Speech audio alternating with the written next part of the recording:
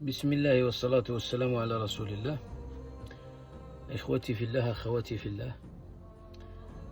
المرة الماضية يعني في تسجيلنا عن نبتة القراص، وقد ذكرنا منافعها والتي كانت تصب في منفعة أصحاب الحساسية الموسمية من سعال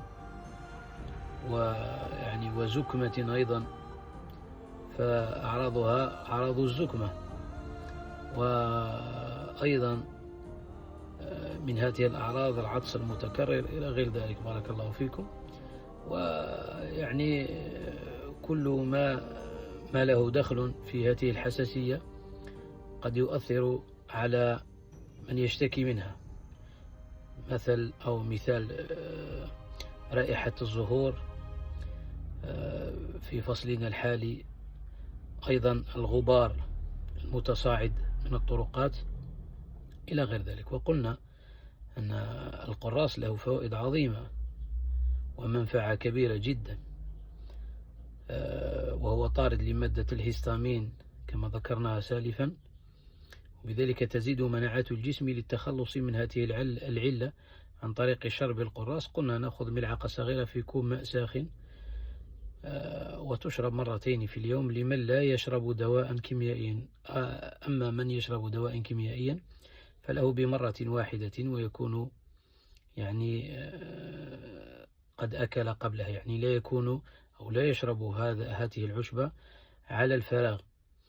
أما بالنسبة للحالات الخاصة ربما الذين يعني اتصلوا بنا وقالوا هل نشرب يعني القراص وحده، قلنا نعم، لأن التركيب يصلح لأشخاص ولا يصلح لأشخاص.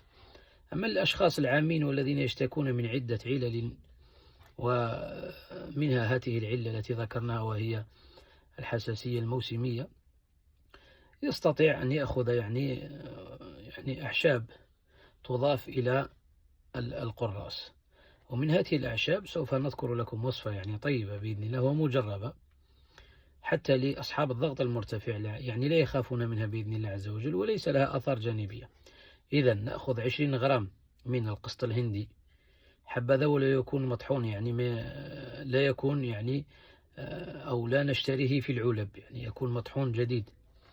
20 غرام قسط هندي، 15 غرام كركم، 10 غرام زنجبيل، 5 غرام قرنفل، 10 غرام زعتر بري، أيضا نأخذ 10 غرام بردقوش، و15 غرام بذور الكتان، وأيضا بإذن الله عز وجل نأخذ 25 غرام قراص.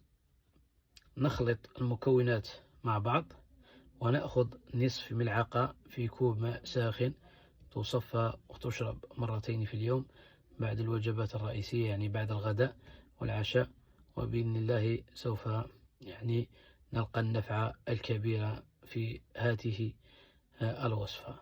بارك الله فيكم وأحسن الله إليكم إخوتي في الله. إذا أراد البعض يعني فائدة الآخرين فلينشر هذا التسجيل على أعلى نطاق لكي يستفيد غيرك.